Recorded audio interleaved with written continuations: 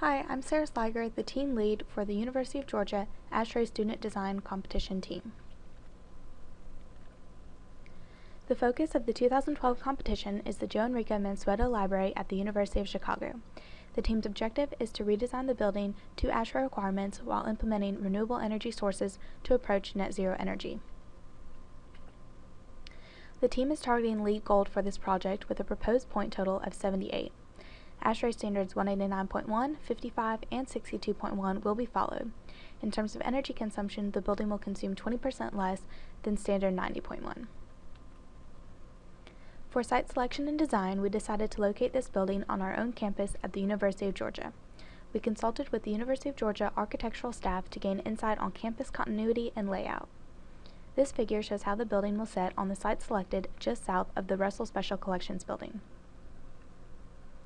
This site is located on the northern portion of campus, which is a high-traffic area for current and prospective students as well as alumni. This region also includes the Student Learning Center, the Taint Center for Student Activities, and many residential housing dorms. 3 nearby bus stops allow for easier travel to the library for commuting students as well as the Athens community. The nearby parking deck eliminates the need for any additional footprint for parking. This also reduces the amount of stormwater runoff produced by not increasing the amount of impervious surfaces. This figure shows how the building is designed to tie into the existing rain cisterns. Runoff from the new library will be collected and sent into the cisterns. The goal is to collect the entire stormwater runoff of the dome surface. Native and low irrigation plants will be used to reduce water consumption. When redesigning the Mansueto Library, the design team had to keep the dome structure and archive vault intact as well as allow for easy access to the maintenance room. The orientation of the UGA Archive Library is now an east-west orientation with the new entrance facing north while the new maintenance access and glass PV panels face south. The basement level remained the same while the ground floor and mezzanine level layouts were redesigned. One of the most important features of the new ground floor layout is the sunken floor. The floor has been lowered 4 feet in elevation with respect to grade. This utilizes more floor space that was not used in the Mansueto Library. Sinking the floor allowed the team to take advantage of the displacement ventilation system. The entrance was another key addition to the ground floor layout. There are 2 double-door entrances on either side of the stairwell. Each doorway has 3 mats that comply with ASHRAE Standard 189.1. The arched entrance mimics the arch that is a famous feature of the University of Georgia. The archive vault still houses the 3.5 million volumes required and still utilizes the crane system for book retrieval. The maintenance rooms have been redesigned. They are now located on the south side of the building but remain below ground. A drop-down access has been added with an emergency exit and staircase to ease deliveries and changes of maintenance equipment. The new bathrooms neighbor the new maintenance rooms and are also located below ground. There are 2 water fountains located outside of the bathrooms near the new stairwell to the ground floor. There is also access to the elevator to ensure that any handicapped persons have full access to the building.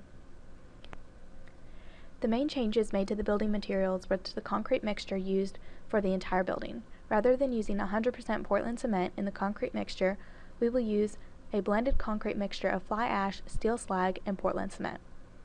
Using the percentages shown, the mixture will produce a stronger and denser concrete and will reduce the material cost of concrete by $1.5 million. Composite woods and agrofiber products will also be used to help meet the LEED requirements we are trying to achieve. A number of key features differentiate this design from a conventional structure and work together to create a net zero energy building. The National Renewable Energy Laboratory's 9-step process to low energy building design guided the team's design plan. Key mechanical systems were based on designs employed by the Special Collections Library in the International Airport in Bangkok, Thailand. The first step to designing a zero energy building is efficiency. The largest load on the library will be the HVAC system. Through the use of high-performance HVAC equipment, heating and cooling loads can be significantly reduced. The HVAC system is designed to employ an enthalpy recovery wheel, meaning any excess cool air in the exhaust can transfer its cooling or heating energy to the incoming air. The exhaust will also employ a desiccant recovery system to fully maximize humidification and dehumidification processes. The next step is moving this energy into the building. The UGA Archive Library will employ a thermoactive building system, essentially radiant floor heating and cooling.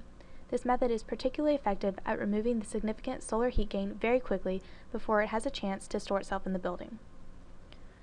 To strictly control the temperature and ventilation requirements inside the building, displacement ventilation is utilized. By introducing incoming air at the ground level, natural convection forces the hot air up. This means the occupied zones will be kept at the desired temperature set point, but the upper layers are allowed to drift to higher temperatures. This method is particularly effective in the Georgia's cooling-dominated climate.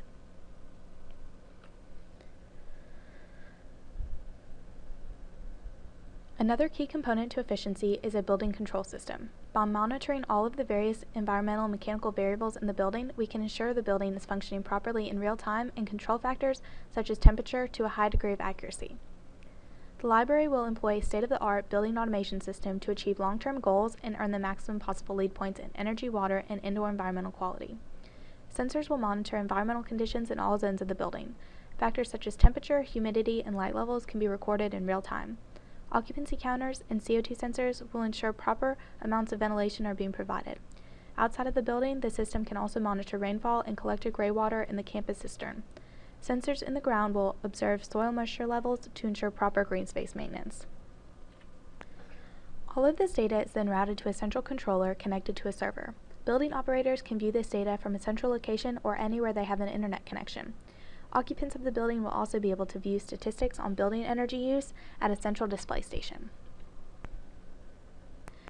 The final element in a net zero energy building is power production. To bridge the gap to net zero, the UGA Archive Library will make use of building integrated photovoltaics. The eQuest energy model estimated an equivalent annual consumption of 703 megawatt hours. Red Screen International was used to design a PV system that produces 703.5 megawatt hours of energy every year. The entire PV system will have a DC power rating of 517.2 kilowatts. Initial costs are just over $2.5 million. The energy produced by the PV panels will connect to the campus electrical subgrid and can be consumed by any building on campus. The system is expected to produce over $50,000 in yearly savings to UGA and offset 383 tons of CO2 emissions each year. To design such a large system, 2 locations and 2 very different technologies were used. The first method will place transparent thin film amorphous silicone PV panels on the south face glass dome. These panels are optimal for diffuse radiation conditions and actually improve building insulation and reduce solar heat gain. Additional costs associated with this special technology are offset by reduced costs in building materials. Another set of traditional monocrystalline PV panels will be placed on the adjacent parking garage. These panels will be deployed as a canopy to protect cars parked on the top level and also serve as a power plant. In total, over 38,000 square feet of PV panels were used in the design of the UGA Archive Library.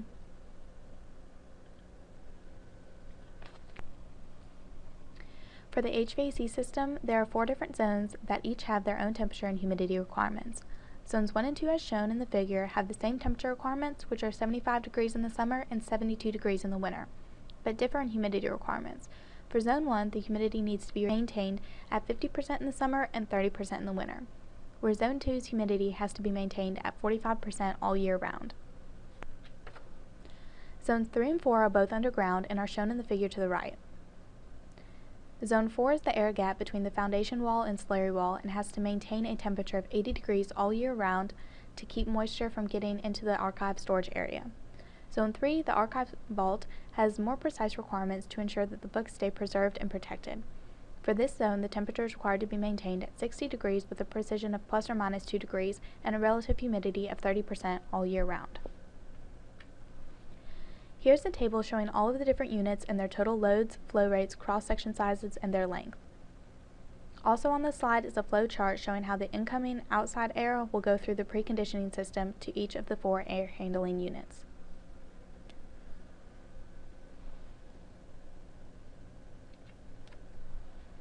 In order to track the energy savings due to the concepts being integrated into the design, eQuest was used to model the UGA Archive Library. A baseline model was created strictly for reference. Unfortunately, eQuest cannot model domes, so we created a model with the same conditioned volume inside and the same oval footprint. The walls and roof were identified as being spandrel glass, and the correct proportion due to steel was also specified. The basement, which includes the vault, airway, and bathroom, were defined as being subterranean with concrete walls. Just like seen in previous slides, the HVAC system was designed according to each zone with zone-specific temperatures. Finally, the lighting intensity and scheduling was based on the ASHRAE Standard 90.1 and default settings in the eQuest program. Other items accounted for in the baseline model include office equipment, hoods, ventilation fans, and crane motors. Running this model results in a total annual operation cost of roughly $39,000. The improved building energy model is very similar to the baseline model except for the key sustainable and energy efficient options being integrated into the design. To account for the displacement ventilation, the dome's volume was greatly reduced to the 10 foot between the air vents and the air returns. Also, since eQuest cannot account for the energy saved due to radiant floor cooling, hand calculations were done and included at the end of the simulation. The model also accounts for the 4 feet of the building that was lowered into the ground and was specified as having concrete walls and being subterranean. The lighting intensity and schedule was changed to reflect the LED lighting in conjunction with the building automation system. This model also has specific zone temperature requirements as seen in earlier slides. Running this model results in a total annual operation cost of roughly $22,000. This is 43% less than the baseline model. One of the key added features is the integrated return air mushrooms. They stand 12 feet high with the return air opening sitting 10 feet above the floor. The mushroom caps stretch 6.7 feet in diameter, which provides sufficient space for LED mounts. The top outer surface will be covered with an acoustic absorbing material with a noise coefficient of 0.8 to reduce ambient noise in the reading room. Although there were no specific budget constraints for this project, we felt it necessary to analyze the cost of sustainable changes, which are shown in this table. The total net cost for these changes is roughly $1.6 million. Thank you for your time and consideration. The University of Georgia 2012 ASHRAE Student Design Competition Team.